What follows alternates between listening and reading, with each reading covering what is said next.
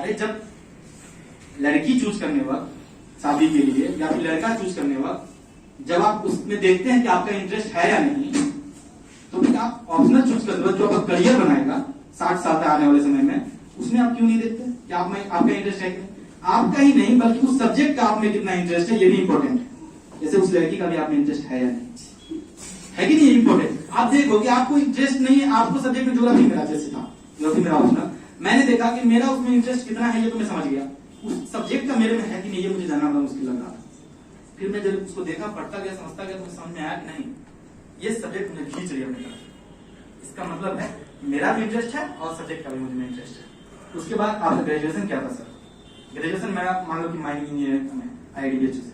अब जब मैं इंजीनियर हूँ, माइनिंग तो ऑप्शन में था ही नहीं, मुझे मतलब वहाँ उन्होंने पूछा था इंटरव्यू में कि आपने इंजीनियरिंग से इधर आर्ट्स वाले सब्जेक्ट को लिया, क्यों लिया? आप अपने इंजीनियरिंग का सब्जेक्ट क्यों लिया? मैंने बोला सर माइनिंग ऑप्शन में था। पहली बात। दूसरी बात, सर ज्योग्राफी मुझे लगा कि इंटरकनेक्टेड सब्जेक्ट है, इंटरकनेक्टेड है, और इसमें साइंटिफिक सब्जेक्ट थोड़ा यही लगा बाकी सब्जेक्ट में, बाकी आर्ट वाले सब्जेक्ट में। तो बोला साइंटिफिक तो फिजिक्स की है, केमिस्ट्री है, मैथ भी ले सकते थे। मैंने बोला सर उसमें इंटरेस्ट नहीं, इसलिए मैंने इसको। तो वो ना कहीं इंटरेस्ट था जो मैटर किया, जो आपको सब्जेक्ट को चूज करवाता है। यही होता भी है, आप देख लो। तो आप इस तरह से सोचो, उसको देखो कि सब्जेक्ट का क्या इंटरेस्ट है, ग्रेजुएशन में आपका क्या था, ग्रेजुएशन में आप किस लेवल के आप सोचती समझते क्या चीजों को, वो सब देखना पड़ेगा सर। क्योंकि वो ऑप्शनल से भी पूछेंगे और ग्रेजुएशन से पूछेंगे, मुझसे लगभग 32-33 सवाल पूछेगा, उसमें 10-12 सवाल मेरे इंजीनियरिंग से सब्जेक्ट से। वो पूछ रहे हैं बार बार कोयला कैसे बनता है, मैंने 2 बार उनको बताया, फिर भी पूछ रहे थे कोयला बनता पता नहीं क्यों, मतलब उनको समझ बात नहीं क्लियर हो रही थी, या फिर वो मुझे कुछ और ही चेक करना चाह रहे थे। अंत में जब बात हुई तो वो बोले ऑर्गेनिक कंटेंट वर्ड यूज किए उन्होंने।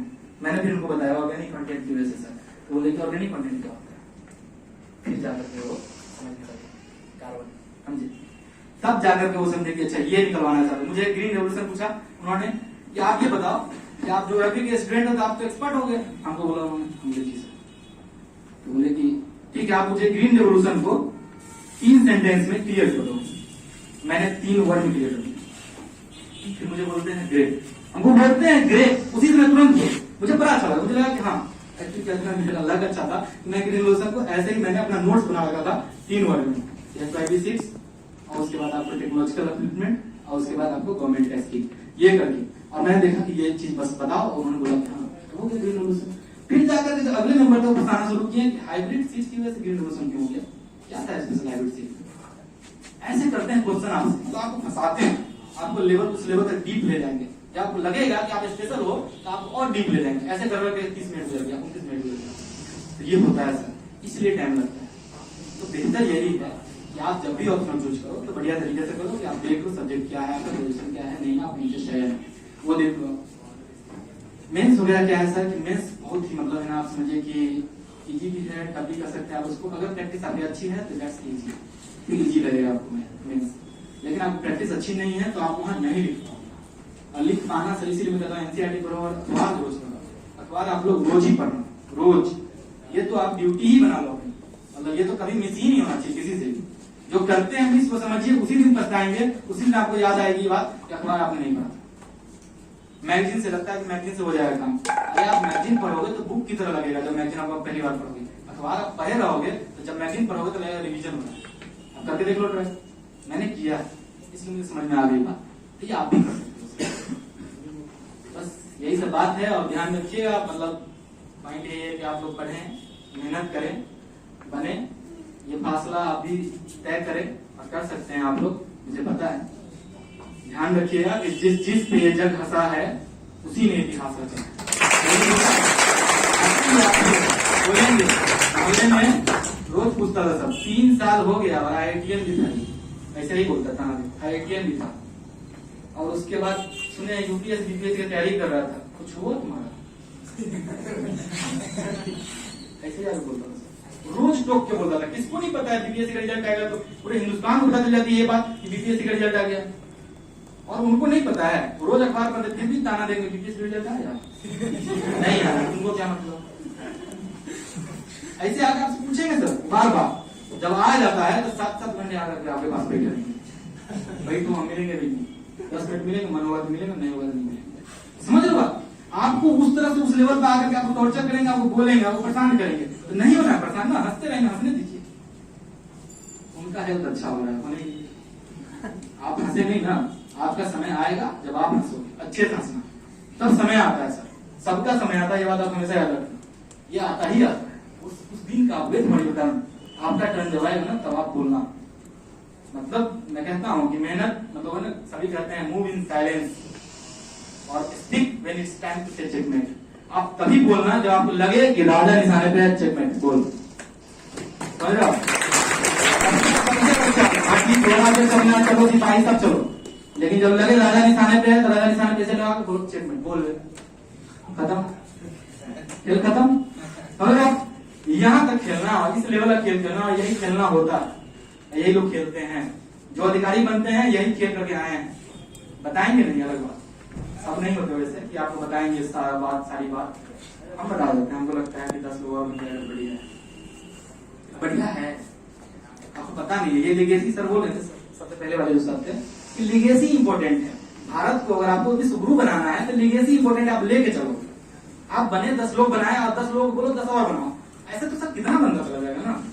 इसकी तैयारी करो ना, ये हो गया सब बढ़िया हो जाएगा, आप इसके लिए प्रयास कर सकते, और यही आप लोगों को करना है, करते रहिए, लड़ते रहिए। ये युद्ध है, कुरुक्षेत्र से भी ज्यादा बड़ा युद्ध है आपके लिए।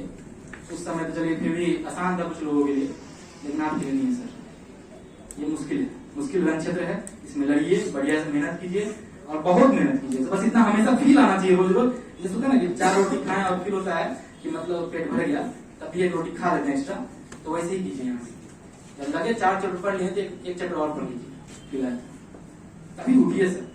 नहीं तो सर उस समय नहीं फील होगा कि अरे लग रहा है कि 5 चैप्टर पढ़ लिए, सब बढ़िया तो जा रहा है, नहीं दिक्कत, ऐसा फीलिंग आते रहेगा रोज।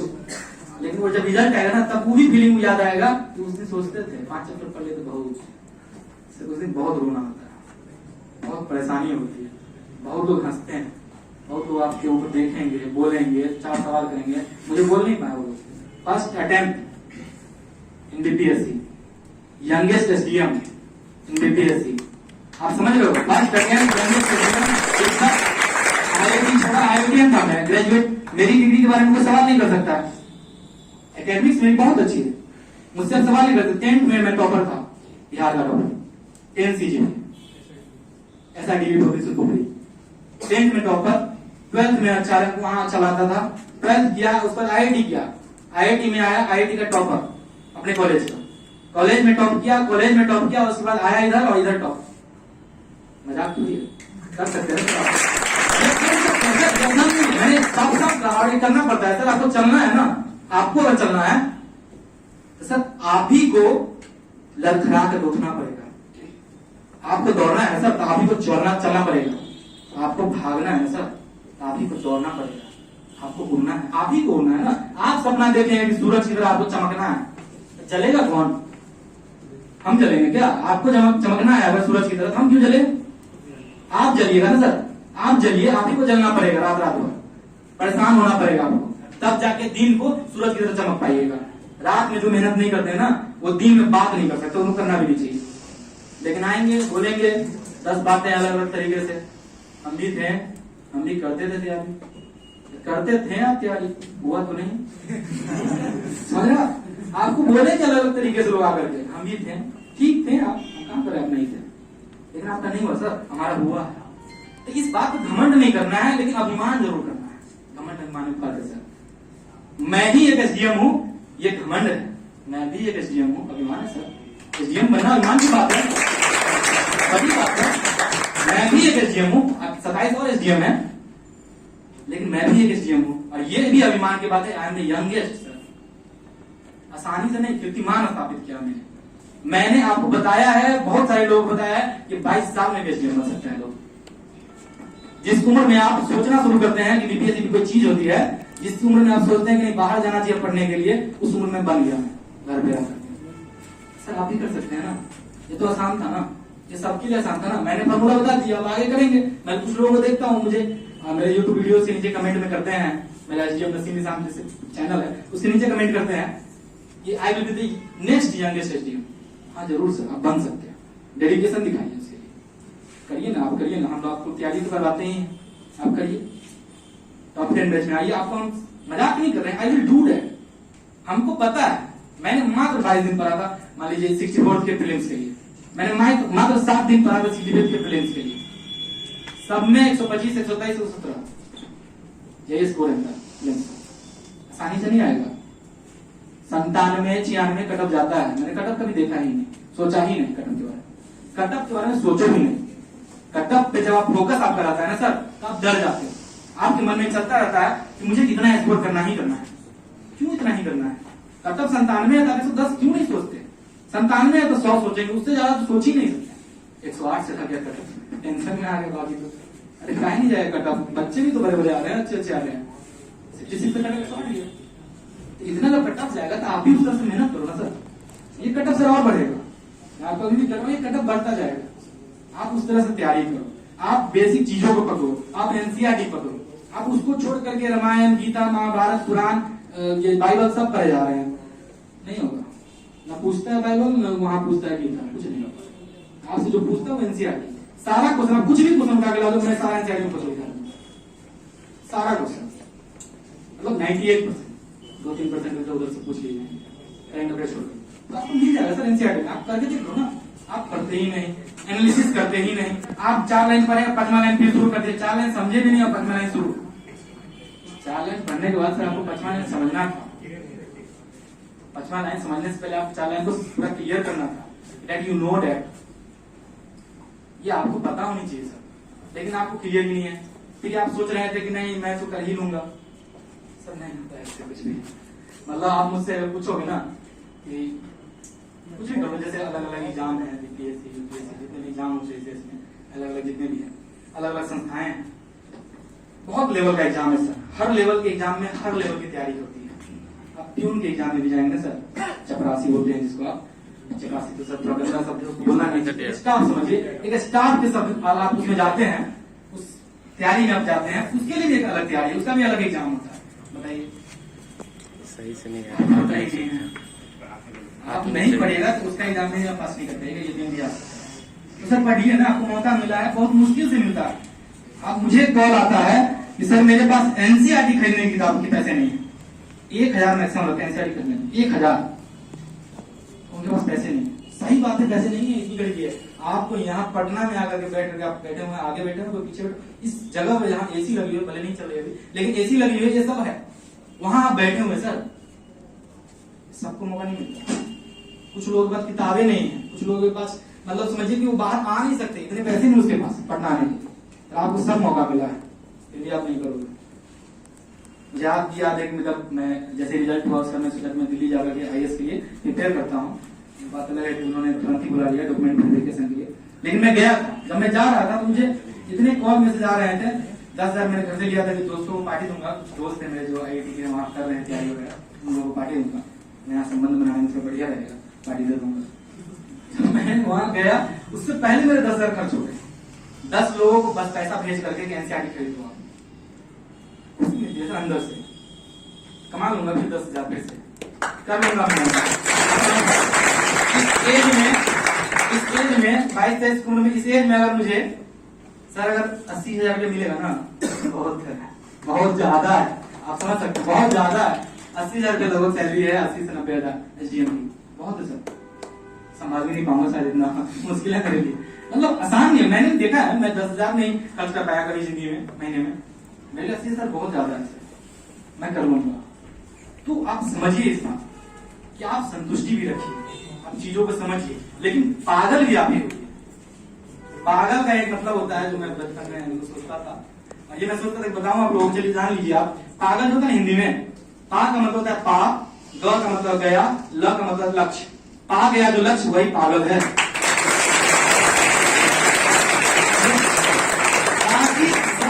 कुशाग्र बुद्धि क्या है, कुशाग्र ही रहिए, कुशाग्र बुद्धि के, सलामत है कुशाग्र बुद्धि, कोई फायदा नहीं उसका।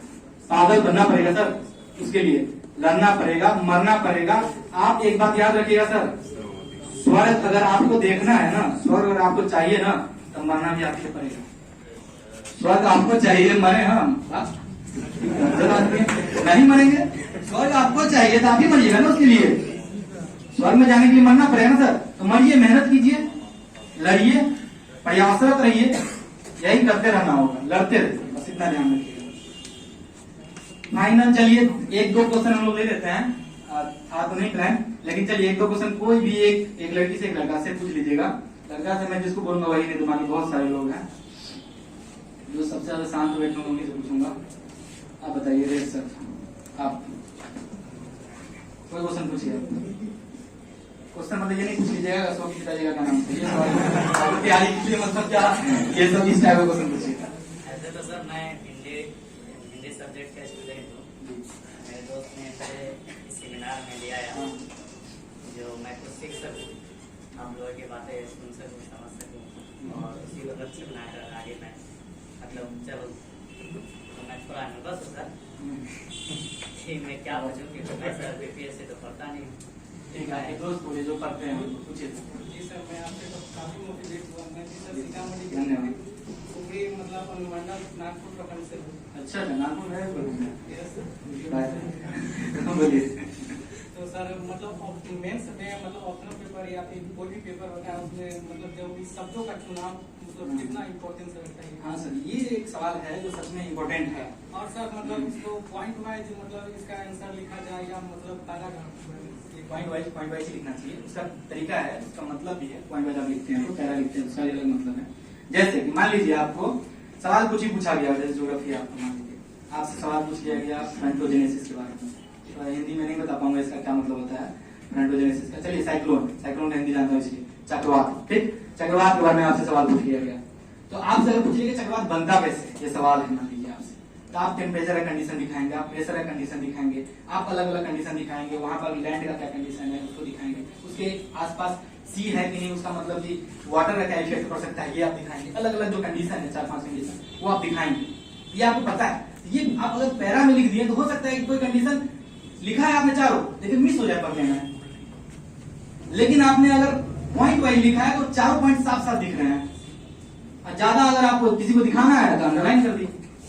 अंडरलाइन करने से डरिए मत, बहुत लोग बोलते हैं कि बीपीएससी में अंडरलाइन करना गलत है, नहीं है गलत, मैं खूब करता था। और मेरे जो GS1 GS2 के मार्क्स है सर, वो आपको रैंक 1 से ज्यादा है, आप जान लीजिए। GS1 GS2 के मार्क्स मेरे टोटल रैंक 1 से ज्यादा है, तो सर आप कर सकते हैं। जब मेरे रैंक 1 से ज्यादा तो मैं समझ जानता हूँ ना कि आपको रैंक 1 का मार्क्स कैसे लाना है, मैं वही जानता हूँ। अंडरलाइन आप कीजिए, आप पॉइंट वाइज ही लिखिए, और शब्दों का चुनाव सब बढ़िया होना चाहिए। आप हिंदी में हैं और आप हिंदी में महत्वपूर्ण आवश्यक बस यही लिख के काम चला रहे हैं, जो कॉमन तरीका से हम लोग बात कर रहे हैं उसी तरह से आप लिख लीजिएगा, तो क्या मार्क्स मिलेगा आपको? स्पेशल कहाँ है थोड़ा, आप थोड़ा अच्छे से लिखिए ना सर, उस बात आप लॉजिक कीजिए, बढ़िया से लिखिए, शब्दों का चुनाव थोड़ा बढ़िया कीजिए। इंग्लिश वालों का क्या है, उसको फायदा हो जाता है, उसको फायदा ये है वो तो कुछ भी लिखेगा तो लगता है कि इंग्लिश है इंग्लिश साफ ना, इसलिए बोल रहे हैं, ये है, ये लॉजिक है सर। क्यों लॉजिक है? क्योंकि हमने शुरू से हिंदी देखी है, और हमारे सामने कोई इंग्लिश बोल जाए, 10 लाइन इंग्लिश बोल देगा, आप इंप्रेस हो जाओगे, क्या बात है, सही है ये लड़का इंग्लिश बोल लेता, हम सुने इसको। हाँ ऐसे बोलोगे आप, आपको अच्छा लगेगा, लेकिन खाली आगे हिंदी झाड़ के चले जाए तो आपको लगेगा बन गया है लेकिन क्वालिटी नहीं है आएगा, मतलब ये तो बोलेगा समझे, लेकिन वो नहीं करना है ना सर आपको, वो आपको थोड़ा चुनाव होगा बढ़िया होना चाहिए, आपको समझ होनी चाहिए। लेकिन for the larger audience I am speaking Hindi, ताकि ज्यादा ऑडियंस समझेंगे इस बात को, समझे, और हमको समझाने आए हैं, आपके सामने अंग्रेजी झाड़ने नहीं आए, स्पेशल बनने नहीं आए, इसलिए ये सब आपको करना पड़ेगा। चलिए अब लड़की से कोई आप पूछिए, आप ही को बोल रहे हैं, आपके आगे जो मास्क जिन्होंने हटाया उनके आगे, जस्ट आगे,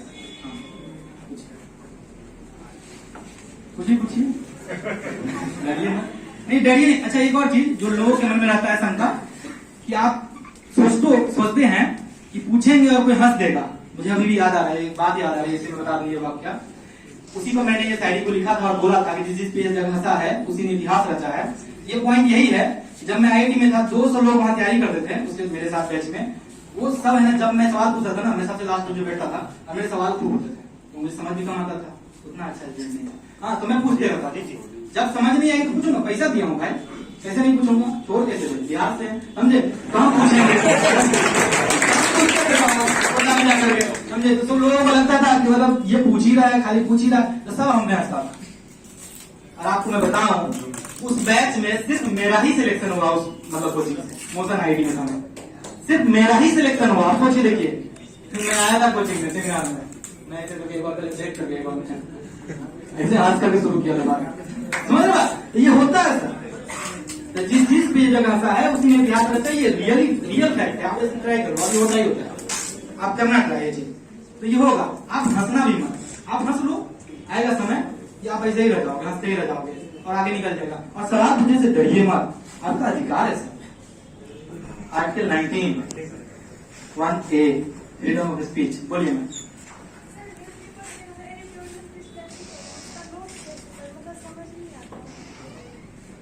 देखिए न्यूज पेपर में तो पढ़ना है ही इम्पोर्टेंट। न्यूज पेपर ये तो मैं बहुत दिनों से बोल रहा हूँ, बहुत इंपॉर्टेंट है।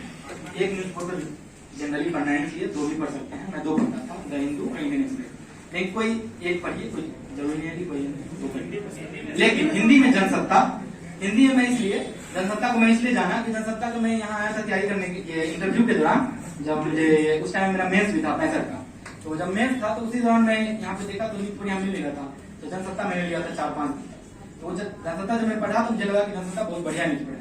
दैनिक जागरण भी एक अच्छी है, लेकिन उसका राष्ट्रीय संस्करण, जब आप उसका ये राज्य वाला संस्करण पढ़ेंगे ना तो बस यही लोकल न्यूज होगा, उसको चाकू मार दिया, उसको हाँ क्या कीजिएगा। और मजा भी आता पढ़ने में, उसको बहुत मजा आता, समझे? वो आप करते रह जाइएगा, तो उस चक्कर में नहीं पढ़ना, समझे? तो आपको इम्पोर्टेंट न्यूज, जैसे कि आप ये जो कोई भी आप संस्करण लेते हैं उसमें आपको जो एडिटोरियल होता है वो इम्पोर्टेंट होता है।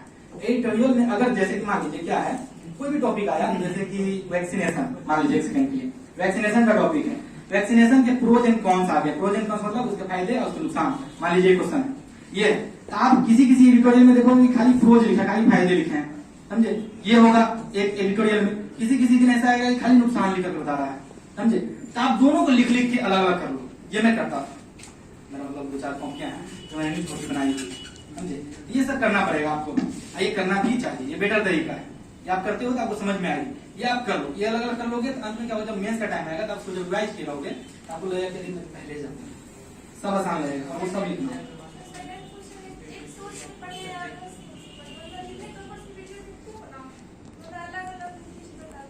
ये बात याद रखिएगा मैम कि 10 किताब एक बार पढ़ने से बेहतर है कि एक किताब 10 बार पढ़ने। आपको फायदा ही होगा इस बात का, आप ट्राई कर लीजिए, इस चीज फायदा ही होगा। एनसीईआरटी अगर आप 2 बार पढ़ लिए ना, और आपको जिस दिन कॉन्फिडेंस है एनसीईआरटी के आप महारथी हो गए हैं, हमारे पास आइएगा। जिस चैप्टर में कॉन्फिडेंस होगा उस चैप्टर से आपसे बस 2 सवाल पूछेंगे, एक का भी जवाब दे दिए ना तो आपको मान लेंगे कि अभी बेसिक और पास हो जाएंगे। महारथी आप एनसीईआरटी में जल्दी हो ही नहीं पाएंगे सर, 3-4 रीडिंग तो मिनिमम उसका जरूरत है।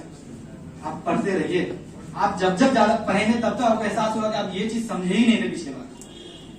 देखो हुंडी करके एक कंसेप्ट है, हुंडी वर्ड है, वो पूछे हुआ था क्वेश्चन कि मतलब वो क्या चीज से रिलेटेड है ना, हुंडी, हाँ क्या चीज से रिलेटेड है, कहाँ है नहीं है, ये एनसीईआरटी में लिखा हुआ, समझ लो, ये सब एनसीईआरटी में लिखा हुआ। मैं सोचा कि मतलब मैंने एनसीईआरटी नहीं पढ़ी और मैं चला था यूपीएससी करने के लिए, समझे? मैं अभय जी, आपके सवाल का जवाब तो हो गया सर, हाँ तो अभय जी आपको भी पूछना है, डेमोक्रेसी है, मौका दीजिए। हाँ सर मुझे बहुत हेजिटेशन होता है, मैंने बहुत सारे लोगों से बात किया, मेरे घर के बगल में जो रंजीत सर है वो मेरे घर के बगल में और एक और बनी है, उनसे भी मैं मिली, बट सब अपना अपना मतलब बताते हैं कि ये बुक पढ़ो, घटनाचक्र पढ़ो, ये पढ़ो, कोई बोलते हैं एनसीईआरटी पढ़ो, मतलब मैंने सारा बुक खरीद लिया, पढ़ नहीं पा रहे, समझ भी नहीं आता है कि एनसीईआरटी पढ़ती हूँ तो एनसीईआरटी भूल जाती हूँ, अगर लक्ष्मीकांत का बुक पढ़ती हूँ तो उसका आर्टिकल्स भूल जाती हूँ। मुझे ये समझ में नहीं आ रहा कि मेनली मुझे बुक पढ़ना कौन सा है और किससे नोट्स बनाना है, मुझे ये सबसे ज्यादा। आपका बहुत बढ़िया क्वेश्चन है, आपके सवाल का बहुत अच्छा जवाब है हमारे पास, ठीक है? मैं बताता हूँ, आप सोच के देखिए कि अगर आप लक्ष्मीकांत पढ़ते हैं, लक्ष्मीकांत साहब जो भी होंगे पर्सनली, लेकिन अगर जो भी हैं रिस्पेक्ट के साथ बोल रहा हूँ, उन्होंने कहाँ से पढ़ा होगा? फिर आपको क्या पढ़ना चाहिए? सोर्स क्या है? जो भी आदमी, जो जितनी भी किताबें भारत में लिखी गई हैं वो सारी किताबें एनसीईआरटी से पढ़ करके किसी ने लिखा होगा।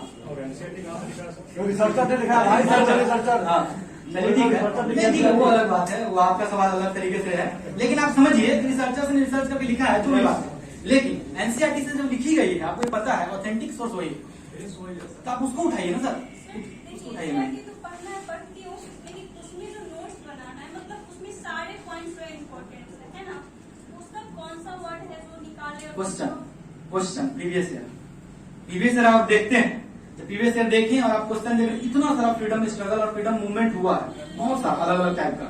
चंपारण हुआ, उसके बाद आप सोचिए चंपारण हर साल पूछिएगा, समझे, चंपारण हुआ, आपको नन कॉपरेशन मूवमेंट हुआ, नन कॉपरेशन से क्वेश्चन ही नहीं आ रहा है, क्यों सर? नन कॉपरेशन से क्वेश्चन नहीं आ रहा है, इतना इंपॉर्टेंट मूवमेंट है, लेकिन आपसे चौड़ी इवेंट से क्वेश्चन पूछ लिया जा रहा है, ये कब हुआ था? बीपीएससी पूछ चुकी है, क्यों पूछा गया उससे क्वेश्चन? नन कॉपरेशन मूवमेंट, इतना बड़ा मूवमेंट को उस इवेंट ने खत्म कर दिया, चौड़ी चौरा ने। उस इवेंट हुआ और गांधी जी वहां से बैठे बैठे बोले ना वापस ले रहे, सब का सब वायलेंट आदमी है इधर, समझे, वापस ले लिए। यानी वो इवेंट इंपॉर्टेंट है सर, इंपॉर्टेंट है मैम, ये आप समझ जाओगे, थोड़ा आकलन वही कर रहा हूँ, ये दिमाग, यही आपको करना है, विश्लेषण। ये अगर आप करने लगे तो समझ में आ जाएगी क्वेश्चन कहां से आता है। ये मैं करता था, मैं आपको बताऊं कि मैंने एनसीईआरटी ही क्यों चुना। ये इसके पीछे एक बहुत अच्छी कहानी है, कहानी ये है, कहानी सुनाने में मजा आता है। अब मैं बताऊं कि मैंने देखा कि इसकी तैयारी करनी चाहिए, मार्केट में अगर उतरना है आपको ये पता होना चाहिए कि मार्केट में चल क्या रहा है, समझे, तब ना अपना प्रोडक्ट बढ़िया वाला बना कर लाइएगा और बेचिएगा, समझ रहे। जब अपना बढ़िया प्रोडक्ट बेचना है तो आपको पता होना चाहिए कि खराब कौन का है, खराब का कौन कौन है, समझे। जब भी पता है तो अपना बढ़िया बेच लीजिएगा। तो हम आए मार्केट में, आपको कहता कि ये 9 को बच्चा से मिले, 9 को बच्चा, 9 जब 9 बच्चा से मिले और सबके सब फेलियर, कोई पास नहीं हुआ था, न यूपीएससी न बीपीएससी। उन लोगों से पूछे और उनको बोले क्या क्या किताब पढ़ते थे भाई। जब सब किताब जाने, जब सबका किताब जान लिए 9 का, तो मुझे पता चला किसी ने एनसीईआरटी नहीं पढ़ा। बोले तब ये फेल हो रहे थे भाई साहब।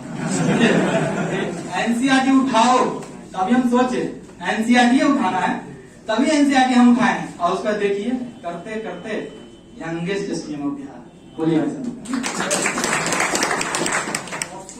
हाँ, और मीडियम लिखने का, राइटिंग प्रैक्टिस, हिंदी का कितना अहम रहता है रैंक को? रैंक को बहुत ज्यादा असर नहीं करता है। एक मेंटालिटी है जो मन में बनी हुई, जो मैं थोड़ी देर पहले बता रहा था, मेंटालिटी है कि आप हिंदी जैसे मैं बात करोगे आपसे और यही नॉर्मल भाषा में लिख दूं, तो जो पढ़ रहे हैं उसको लगेगा बहुत नॉर्मल बच्चा है, बहुत अलग नहीं लिखा है। आप अगर आकलन को विश्लेषण लिखते हो तो आप बेहतर वर्ड लिखे हो ना, विश्लेषण। लेकिन आकलन लिख दिए जो नॉर्मल बात है, चाहे आकलन को और गांव के भाषा में कुछ और लिख लीजिए, वो बोल दिए तो और बेकार है। तो आत्म परीक्षा लिख दिए, अरे भाई आत्म सब जानता था, मतलब से परीक्षा मतलब ये, मतलब जान आत्म परीक्षा, दोनों वर्ड को जोड़ करके आप लिख दिए, जो नया वर्ड बना दिए, ये तो नॉर्मल वर्ड लिख दिए ना। लेकिन आप आत्म विश्लेषण लिख दिए और बढ़िया से लिखिए, समझे। यानी कि आप शब्दों का चुनाव बढ़िया अगर किए हैं तो आप बढ़िया तरीके से लिख पाएंगे।